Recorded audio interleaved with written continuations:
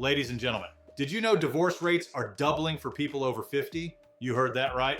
I'm Dr. Divorce, Scott Brown with Scott Brown and Associates, and we need to talk about gray divorce. It's hitting baby boomers hard, especially their retirement funds. Listen, I've seen it all. Couples waiting until the kids move out, retirement bringing up old issues, or people just realizing they want different things. But here's what you need to know. These splits are financially devastating. We're talking complex asset division, 401k splits, pension complications, and Social Security benefit changes. And here's the kicker. Women typically take a 45% hit to their standard of living, while men see a 21% drop. Don't wait until it's too late. Follow me for more family law tips and DM me if you're facing a gray divorce situation.